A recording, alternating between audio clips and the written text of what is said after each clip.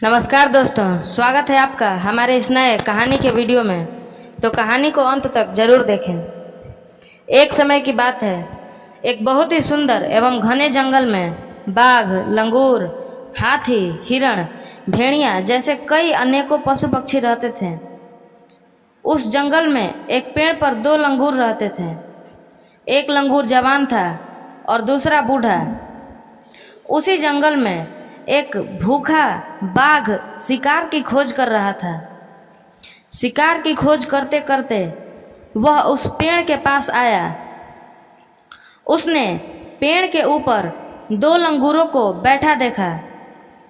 उसके मन में उन्हें मारकर खा जाने की बात आई, लेकिन पेड़ के ऊपर तो बाघ पहुंच नहीं सकता था।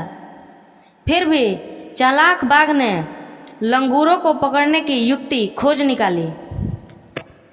गर्मी के दिनों में दोपहर में पेड़ के ऊपर बैठे लंगूरों पर सूर्य का प्रकाश पड़ता था तो जमीन पर उनकी परछाई बनती थी।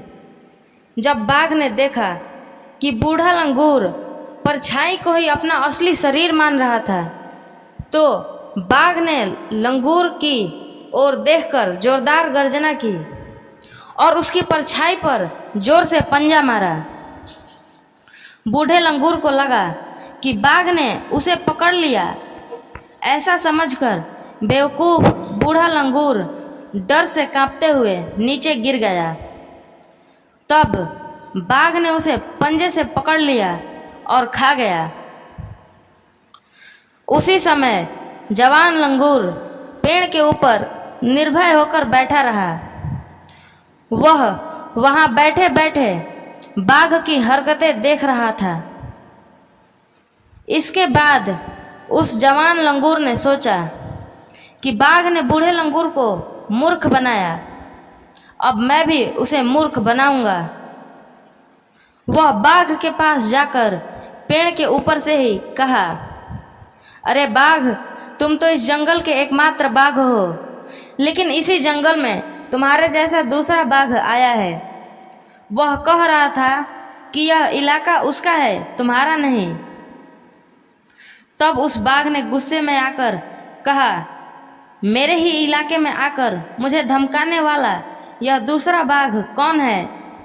चलकर बताओ वह कहाँ रहता है, मैं उसकी खबर लूंगा। बाघ, उस सामने के कुएं में वह दूसरा बाघ रहता है, लंगूर ने बताया। बस बाघ तो दौड़ा और कुएं में झांक कर देखा। उसे वहां उसके ही पर जैसा एक बाघ दिखाई दिया। असल में वह तो उसकी ही परछाई थी, वह कोई असली बाघ नहीं था। फिर भी बेवकूफ बाघ ने परछाई को ही असली बाघ समझकर गुस्से में अंधा होकर कुएं में कूद गया और अंत में वह मूर्ख बाघ भी कुएं में डूबकर मर गया। कुछ दिनों बाद फिर से ऐसी घटना घटी कि पहले की घटना के ही समान उस जंगल में पेड़ पर एक लंगूर बैठा था और वहां एक भूखा बाघ आया। बाघ ने देखा कि नीचे जो लंगूर की परछाई हिलती डुलती दिखाई दे रही है, वही लंगूर है। उसने परछाई के ऊपर पंजा मारा। वह पंजा मारते मारते थक गया, लेकिन उसके हाथ कुछ नहीं आया। तब पेड़ के ऊपर बैठे लंगूर ने कहा, अरे बाघ, जैसी बेवकूफ़ी तुम कर रहे हो, उसी प्रकार इसके पहले तुम्हारे दादा ने भी अपनी बेवकूफ़ी से अपना जान गंवा दिया था। जैसे तुम मेरी परछाई को ही लंगूर समझकर उसके ऊपर पंजे मार रहे हो, उसी प्रकार तुम्हारे दादा ने भी कुएं में अपनी परछाई देखकर उसे ही असली बाघ मान लिया था और उससे लड़ने के लिए कुएं में छलांग लगाकर डूब मरा था। तब बाघ बोला, अरे लंगूर भाई, जैसे मेरे दादा ने बेवकूफ़ी की, वैसे ही तुम्हारे दादा ने भी बेवकूफ़ी की थी। एक बार तुम्हारे दादा पेड़ के ऊपर बैठे थे और नीचे उनकी छाया पर मेरे दादा ने पंजे मारे। तब ऊपर बैठे तुम्हारे दादा घबरा गए और बाघ मुझे मार डालेगा, यह समझकर वह नीचे गिर गए। उसी प्रकार तुम भी अभी नीचे गिरने वाले हो।